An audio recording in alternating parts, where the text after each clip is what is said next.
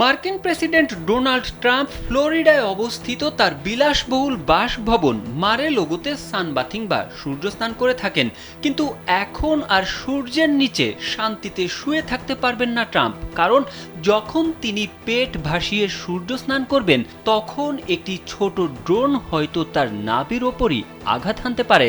ট্রাম্পের জীবনের হুমকি ক্রমাগত বেড়েই চলেছে বলে হুঁশিয়ারি দিয়েছেন ইরানি এক কর্মকর্তা। বুধবার ইরানের সংবাদ মাধ্যম ইরান ইন্টারন্যাশনাল জানিয়েছে, ইরানি ওই কর্মকর্তা আর কেউ নন, তিনি ইরানের সর্বোচ্চ নেতা খামেনির জ্যেষ্ঠ উপদেষ্টা ও দেশটির অন্যতম প্রভাবশালী রাজনৈতিক পরিবারের সদস্য জাভাদ লারিজানি। ইরানি টেলিভিশনে দেওয়া এক সাক্ষাৎকারে তিনি বলেন, ট্রাম্প এমন কিছু করেছেন, এখন তিনি আর মারে লোগোতে সূর্যের নিচে শান্তিতে শুয়ে থাকতে পারবেন না। বক্তব্যটি এসেছে এমন এক সময়ে যখন ব্লাড ফ্যাক্ট নামে নতুন একটি অনলাইন প্ল্যাটফর্ম আত্মপ্রকাশ করেছে।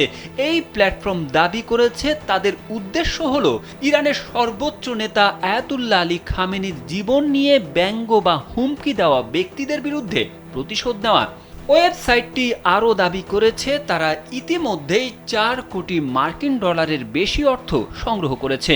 ডোনাল্ড ট্রাম্পকে হত্যা করার জন্য তারা 10 কোটি ডলারের একটি তহবিল গঠন করতে চায়। যুক্তরাষ্ট্রের গোয়েন্দা সংস্থাগুলো ইতিপূর্বেই সতর্ক করেছিল সোলাইমানি হত্যার প্রতিশোধ নিতে ইরানের বিপ্লবী বাহিনী ট্রাম্পকে হত্যার জন্য ষড়যন্ত্র করছে।